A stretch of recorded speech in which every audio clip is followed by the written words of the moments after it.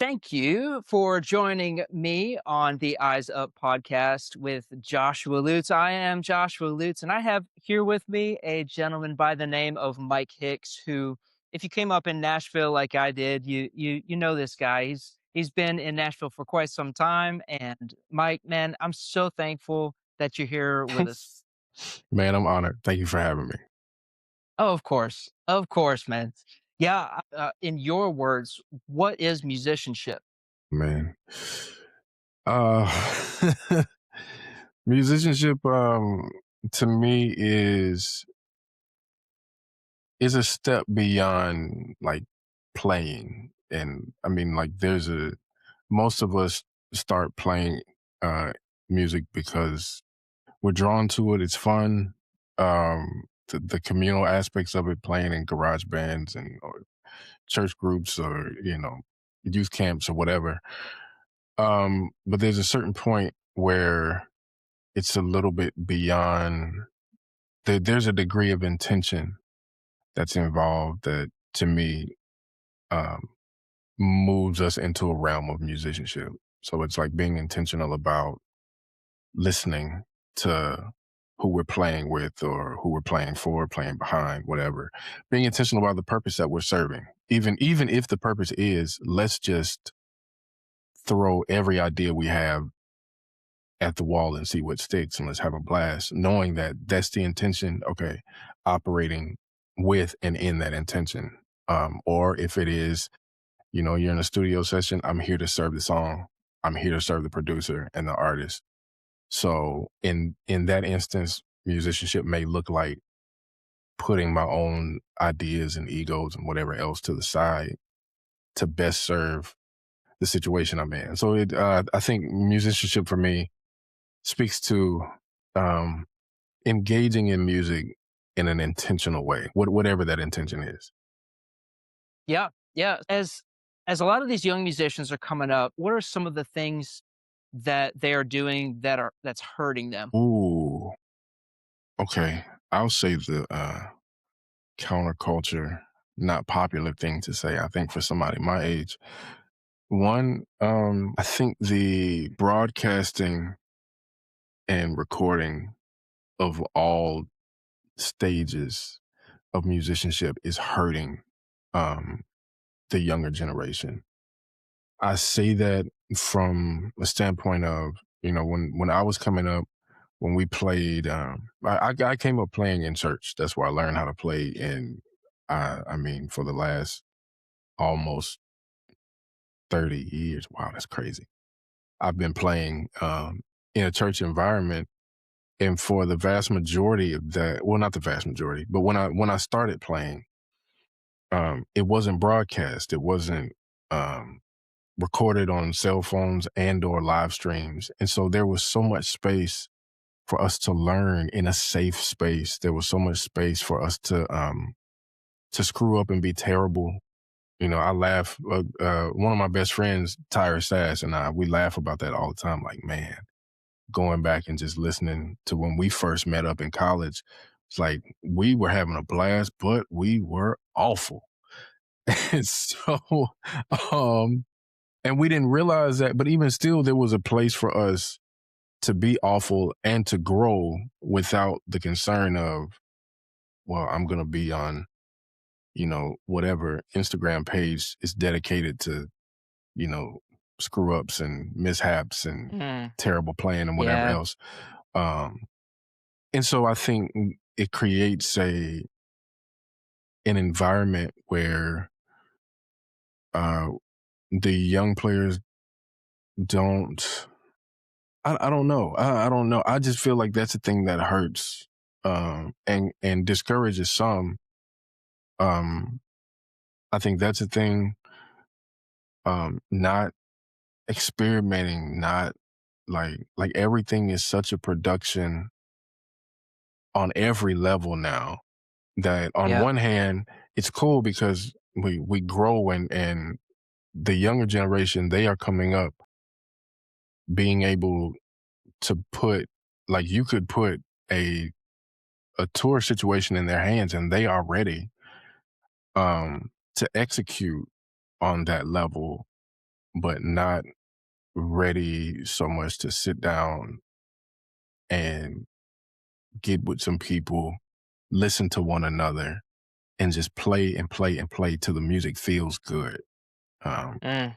at least from some of the ones that I've seen. I don't want to be that, the old head pointing my finger, because there is so much to say about the younger generation. They are incredible, absolutely incredible, and it inspires me to see it. I'm blown away every time I see some guitar player, organist, or keyboardist, drummer, bassist, whoever, sitting down at 14, 15 years old, and they are miles ahead of where I am now. And I think they are incredible. Of course, there are things for them to learn and everything else, but it's insane the amount of talent that we see at such a young age now, and I'm grateful to be in a position to see it. Yeah, well, you bring up an excellent point. I mean, we live in a society, like you said, everything is so polished. Vocalists are tuned. So maybe a vocalist doesn't work on their craft of staying in pitch. Right. Like there's so much growth in the pain, so much Hmm. growth in the hour after hour, Yes. sitting and working on your craft. And when you compare that to, I remember having to pay $50 for like a VHS tape that was like, how to play this style or that style. Yeah. And so on one hand, it's awesome to see so much available for free. But on the other side of it, because our eyes are opened to just the greatness that's out there, it can put us down and we start to compare. And it's like, no, no, hold on. Like, be free to make mistakes. But Absolutely. yeah, you do have to have thick skin though these days, I think, because the criticisms come so easily because they are from folks who we don't even know. Right. Young people have to be careful of that. So when you're young, like, and when you were young, when you were alone, in your room, you're working on your craft. What are some things that you did back then that nobody saw that are benefiting you now? For me, it was a lot of it is listening to the whole picture of whatever musical situation I was in. And so I don't necessarily pride myself on being like the world's most amazing player. Sure, I can get the job done in most scenarios. But I think like one of the strong suits for me is like growing up watching my mother direct and lead choirs. I always had a keen sense of what's happening harmonically beyond just what I'm playing. And so one of the ways in which that shows up now is if I'm leading, I do a good bit of vocal production, as well as playing and whatever else. But I can sit in a session. As a matter of fact, real life scenario, I'm vocal producing on a record right now that a good friend of ours, guitar Phil Hewley, Oh yeah, is man. that Love he's love Phil. producing. Yeah, Phil's producing this record and it's incredible. And the cast of characters who are serving this music is absolutely insane. And Phil brought me in to do vocal production. And one of the things that's cool is I was there for the tracking sessions, not as somebody who was playing or singing, but just listening for not just ideas and everything else, but to be able to contribute and say, hey, um, if you're going to do a minor nine in this spot, then that may change what we initially talked about doing vocally. So we need to adjust one way or the other. But it's those things that have enabled me to, be able to see a clear picture. Um, and also being the son of a pastor and being someone who was always interested in words and concepts and just an overall just a view of a song, how it fits in a moment, being able to compose and play from that vantage point. And so knowing like, okay, the role that I'm playing in the grand scheme of things is one that is better served if I'm only playing two notes at a time or if I thin out my chords. And there's some of that stuff comes from from that background with my mom and dad, but also I learned a lot from my time with Keb Mo. Shout out to Keb Mo, the great bluesman himself. Yeah. Where there are plenty of times where Keb would say, "Hey, I just need the one and the five, no thirds, no thirds, no sevens. Let me define the emotion of this chord and of this place.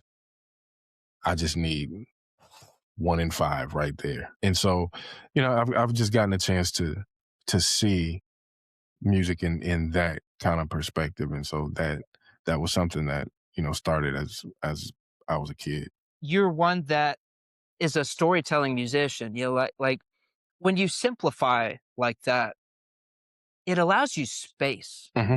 right? Sometimes just a one and a five with the right tone, the right Yeah. feel, and in the right place, it can be the start of something. Like we have to remember that a story has a beginning, a middle, and an end. Mm. And that one and the five could fit into any one of those. And it's the simplicity that there's a growth to it, Yeah, for and sure. something beautiful happens. But I absolutely love that. And I mean that kind of coincides, like you partially answered one of my questions, which is how do you decide what's best for a song? How do you decide like limiting yourself, and how does one develop that type of patience? Man, so much of it is listening.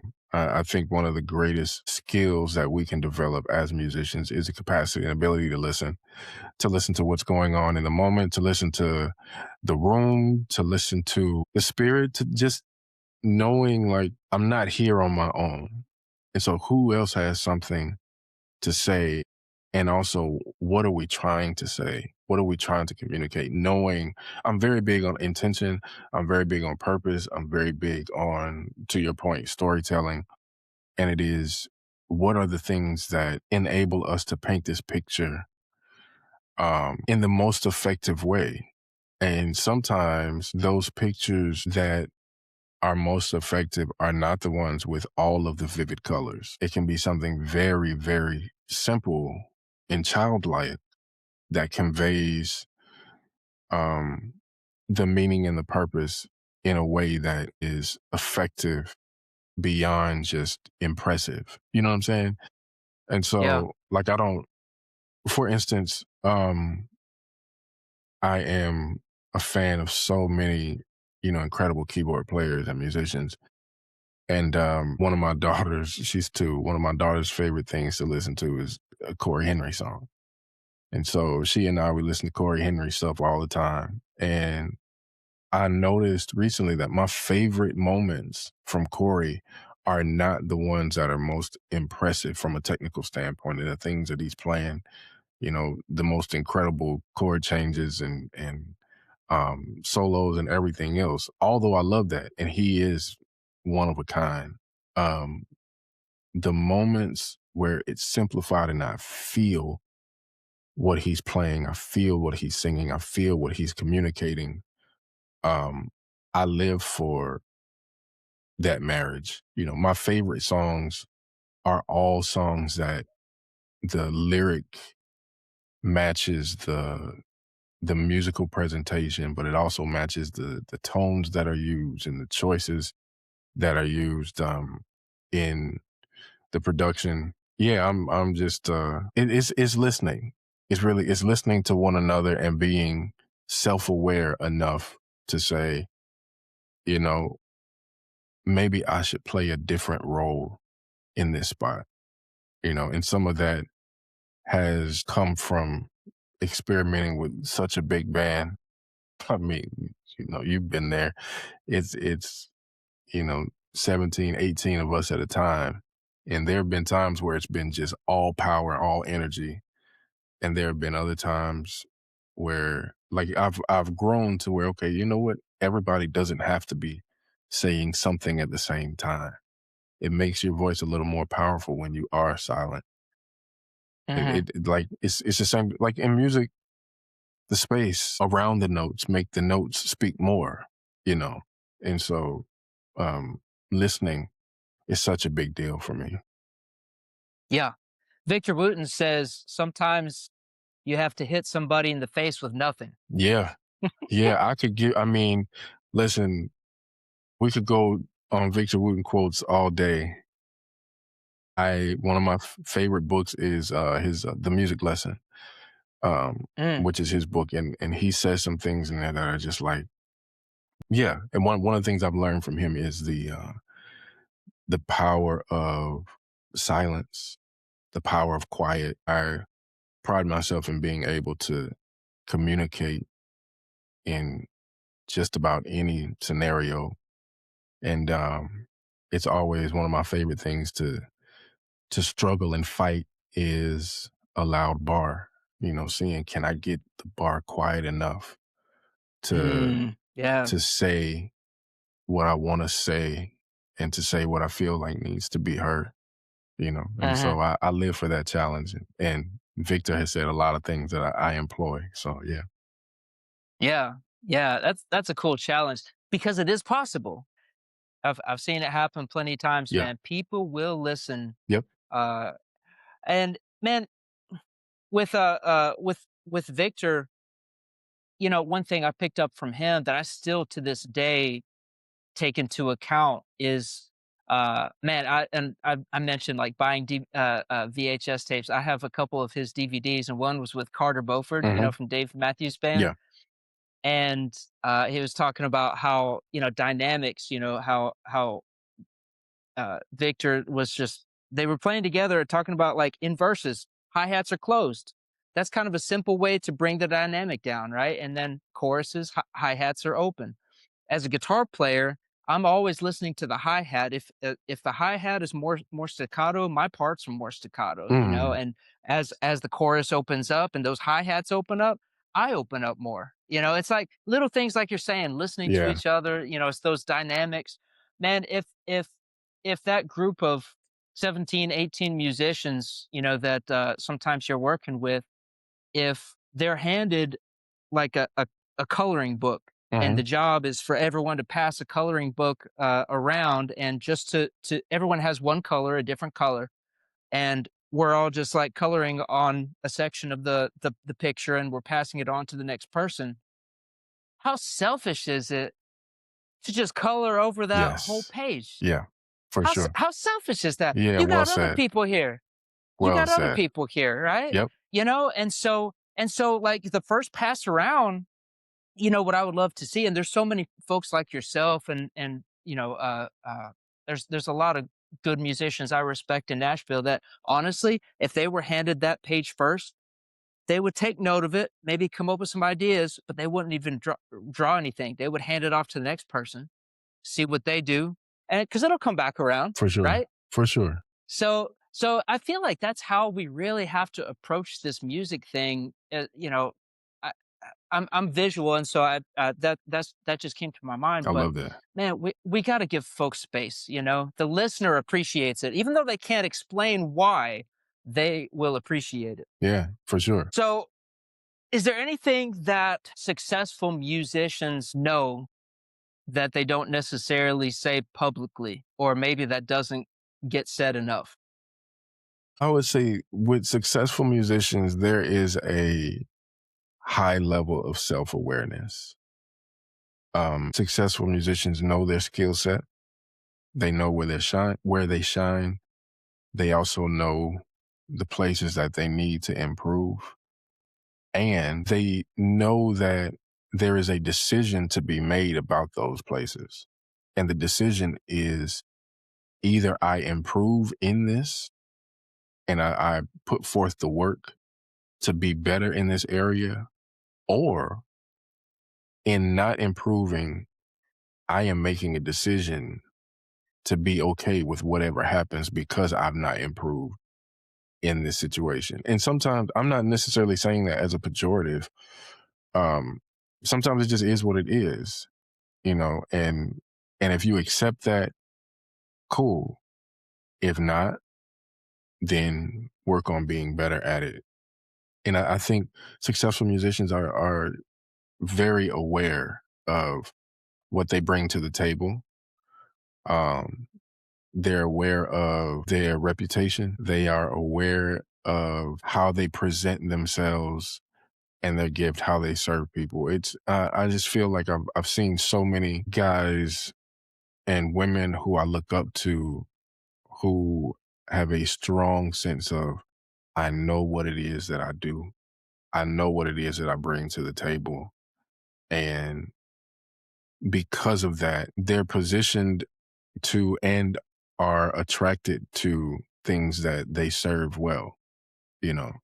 And so I don't see a lot of it happens every now and then, but I don't see a lot of situations where someone is called for something and they show up to do something that they're not really equipped to do. And that's not saying that all the greatest musicians in the world are the best at everything. I don't believe that's the case.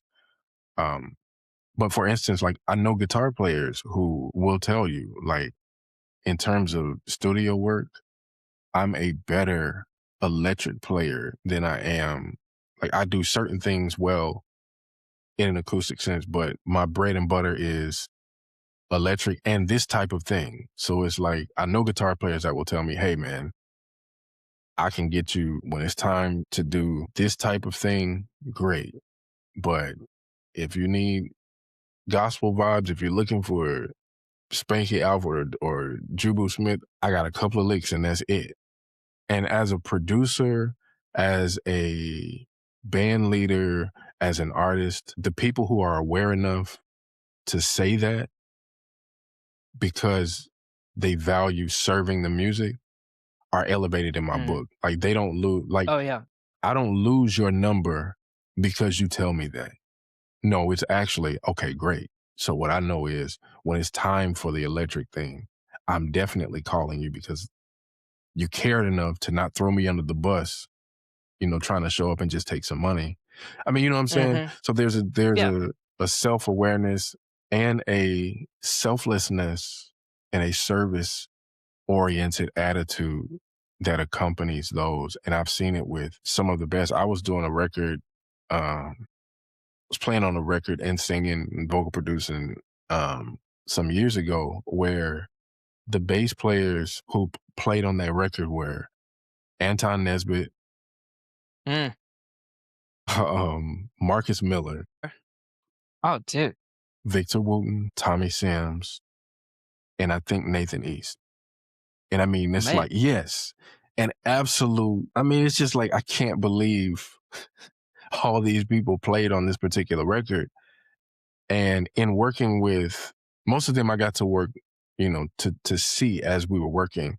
Marcus Miller wasn't there when I was there, but with the others, like seeing them surrender their status and their ego to say, if you want just quarter notes in a verse, I can give you quarter notes that don't tell you, hey, it's me, Victor Wooten playing, or hey, it's me, such and such. No, they can put their greatness and all the things, well, not even putting the greatness aside because there's a greatness to playing quarter notes. Um, but yeah, man, to be able to put all of that aside and say, I'm here to serve.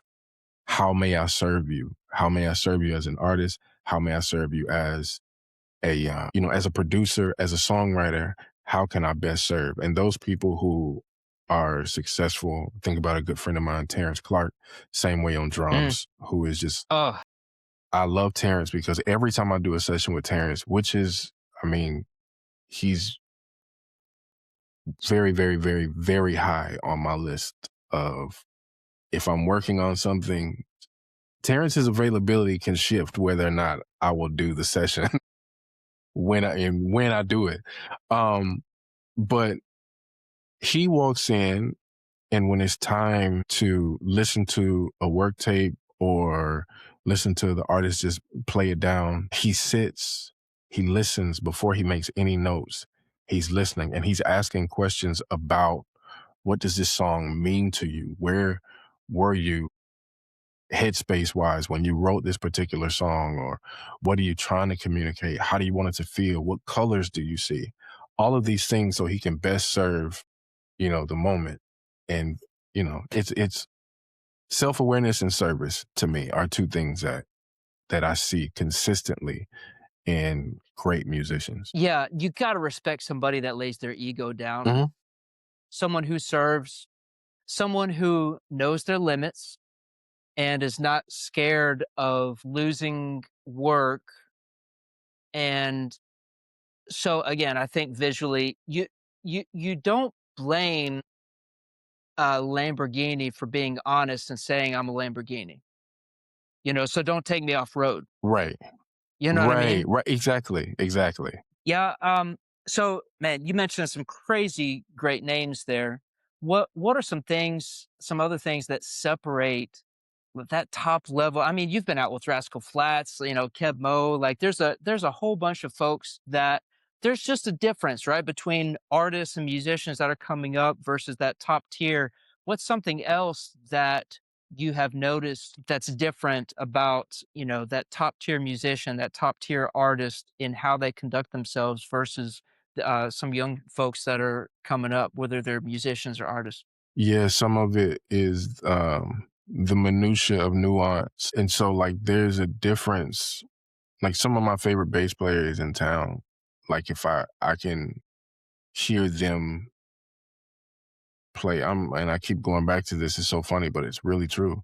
I can hear them play quarter notes, and it's completely than someone who's, not as experienced or not as intentional about the little things. Like, um, I think intentionality is a thing for me in all aspects, and so, like, when I listen to the musicians who I look up to, the people who I've toured with, they pay attention to all of the small things, and they are intentional about executing nuance consistently, and so I remember when I started playing, I played a summer with Little Big Town, and Karen was so aware.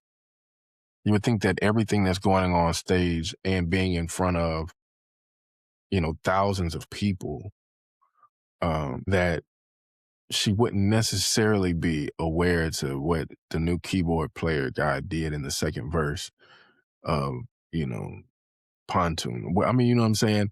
And it's like after the show, she'd make mention of, hey, in the second verse of such and such, you did this thing that's like, whoa, yo, okay, you listen. You're really listening and you care for the nuance, you care for the small things. And so it's the same thing on every level that I've been able to work with, you know, legends and just phenomenal musicians. They care about the space. They care about the length of notes. They care about when they employ their vibrato, like when it starts and how heavy it is. And it's just all those, it's just little things. I played one time, and this is not it's not like a name dropping thing, but I was playing with Keb Mo in LA one time, and Greg Fillinganes came and just showed up at soundcheck and was like, "Hey, I'm playing tonight." Like, of course you are. Please. Nice to meet you. And yes, please do. And he knew, like, I was playing a chord Chronos at the time. And the way he knew how to manipulate all those sounds, how to get in and out of, and this is my board. I'm like, this is mine. How do you? And he knew his way in and out around everything.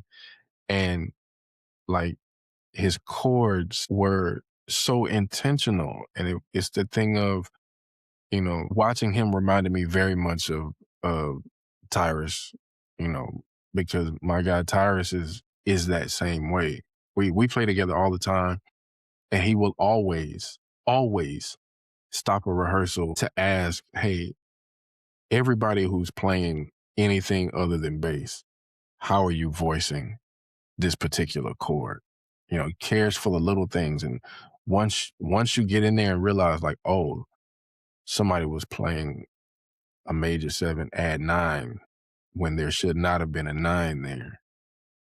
You take that one note out of that one keyboard player, and now everything is just clear as day. And it's like, oh, wow. And so just the intention to all of the little things, like make the bigger things what they are. Like the groove hits so hard when Tommy Sims or Steve Mackey plays bass because all of the little things. It's not just the movement, it's the tone that they walk into the studio with. It's their gear. A good friend of mine, Casey Wasner, says it's the thousand little things. And they pay attention to those thousand little things that present themselves as their sound or, their execution or whatever else. And really it's just the combination, the amalgamation of taking care of all of the small nuances and the minutia. So Okay, so if I'm rolling back the clock and I'm like 20-year-old Josh, mhm. like, asking Mike and listening to Mike on these things, what are some of those minutia? Like it I think you only find it out by listening to a whole bunch of different styles of music. To even find out that different colors are there that you can paint with. Mhm. I mean, we if you've never seen pink, how can you imagine maybe a pink within a certain sunset? Right. Like Right. if you're trying to create something, you have to know what you're dealing with. You have to have the palette there. So that's first, whether you like it or not. Listen to all styles of music. What are some other like little ways to, if you're talking to 20-year-old Josh, what are some things that the those that are still young, still trying to figure this out, if you could pick out a few of those 1,000 things. Find something that you love, find who played on it, and go look at other stuff that they've played on and see like, oh, okay, I'm seeing this thing consistently when I listen to this keyboard player, when I listen to this drummer, yada, yada, yada. These are the things that make them who they are, and they bring those things to every opportunity.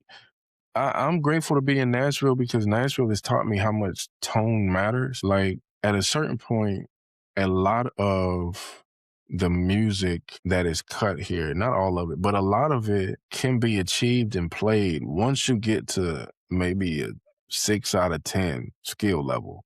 And not to say that it's easy or dumb, it may be simple, it may be elementary in presentation, but it's that way for a reason, and it's intentional. And so while it seems like everybody can play it, once everybody tries to play it, then you realize like, oh no, there's something else here that separates. And one Mm, thing is tone. yeah.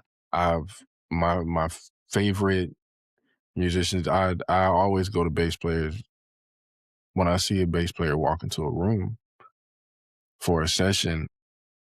Some of my favorite players, Anton is this way, Steve Mack is this way. They're walking in with their tone in hand as well. So they got their bass, but they also may have a lunchbox with some Neve and API stuff happening. Yeah. Guitar players the same way. Plenty of guys who can play. Tone is everything, and so it is asking the question like, how do you accomplish that sound? How do you accomplish this tone that fits within a mix? Like organ players, especially like having the understanding that with each drawbar on an organ is a specific harmonic or overtone.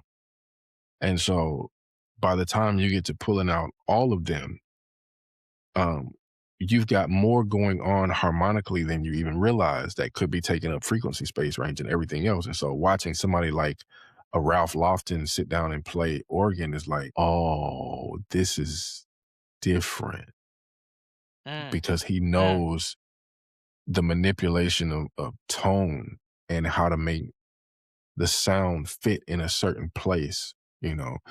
So I'm big on, like drummers, Nashville drummers walk into sessions, with 10 snares, 10 snares and, 4 or 5 sets of hats and everything else to be able to get a particular tone when it's time, and it makes all the difference in the world. And so I'm grateful that that's a lesson that I learned from being here. Not to say that it's not emphasized elsewhere, I don't know because I haven't lived elsewhere. But I know when I walk into a session in Nashville, tones matter. And so it's what does it sound like?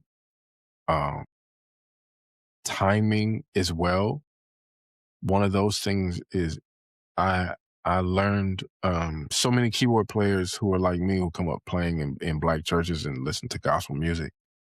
There's an attack, a way that we attack our chords, oftentimes inspired by, amazing players like Kevin Bond and, guys who kind of roll their chords a little bit. It's a very emotional thing.